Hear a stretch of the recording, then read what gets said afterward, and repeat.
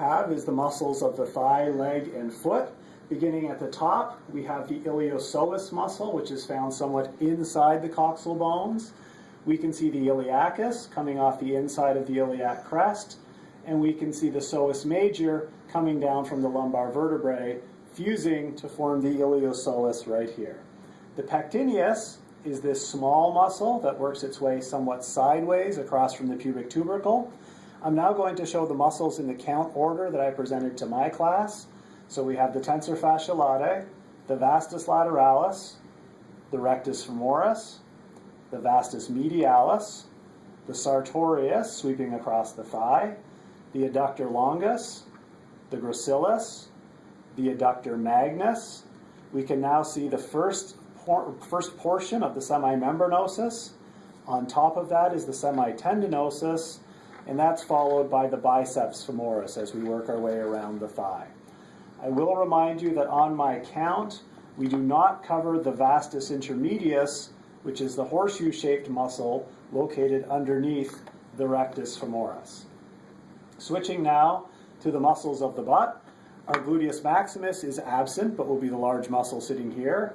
We can then see the gluteus medius, followed by the piriformis, the superior gemellus, the obturator internus, the inferior gemellus, and the quadratus femoris, making up our count 1 through 6 for the muscles of the inside of the butt. As we go down to the lower portion of the leg, we encounter the triceps surae, or calf muscle. The heart-shaped component of the triceps surae is the gastrocnemius, and deep to the gastrocnemius is the soleus muscle. We can also see, while we're on the back here, the plantaris, the little small muscle sticking over the top of the gastrocnemius, and the popliteus muscle, which is located on the posterior aspect of the knee.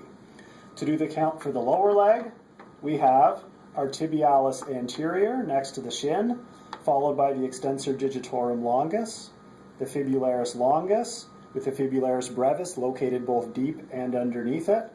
We have the flexor hallucis longus on the back of the leg, a triangle of tibialis posterior is visible, and finally the flexor digitorum longus. And that brings us down to the muscles of the foot.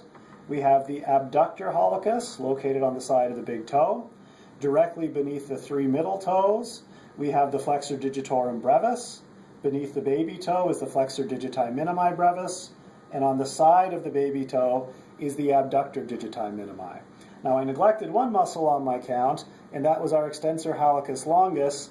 To see the extensor hallucis longus, you need to actually remove the extensor digitorum longus, and the extensor hallucis longus is located underneath.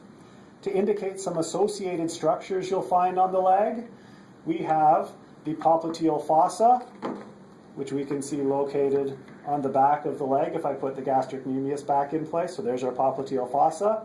We have the calcaneal tendon, or Achilles tendon, running down the back of the leg. We can see the quadriceps tendon, which is the top portion going from the quadriceps muscle down into our kneecap, and we can see the patellar ligament running from the patella down to the bump on the tibia.